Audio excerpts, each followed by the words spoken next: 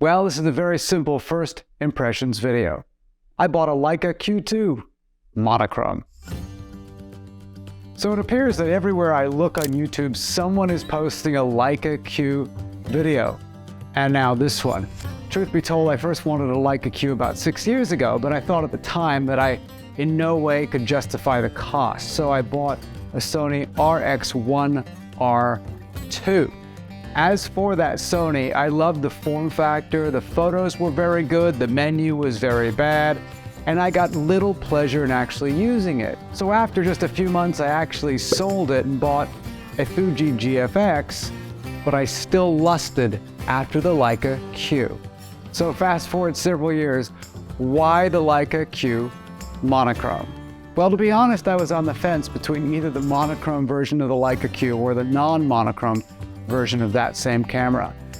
But I looked at this camera as a luxury item, something I would use when I wanted to create art. I didn't need it, but I wanted it. And ultimately, it was the fact that I love black and white, and I knew the monochrome would perform better at high ISOs than the non-monochrome version.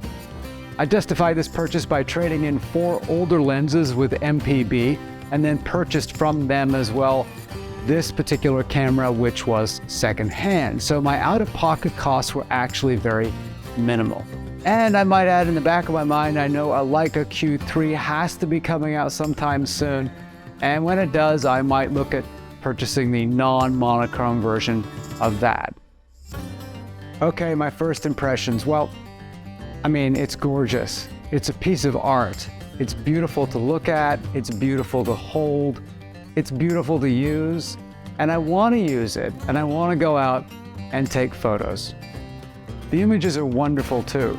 I love the tonality, how sharp the photos are, and the fact that I can use it in low light with high ISO and not be very concerned about noise. And surprisingly, I find myself not editing these photos very much, and usually I edit everything. The only thing I'm wary of is that the highlights, well, they do tend to get blown out, so I tend to shoot a little darker and then bring up the shadows. And the autofocus is not that great. So far, I've only used this camera locally, so I'm yet to take it on a trip, but I do have several smaller trips planned this year, and it will find a way into my luggage.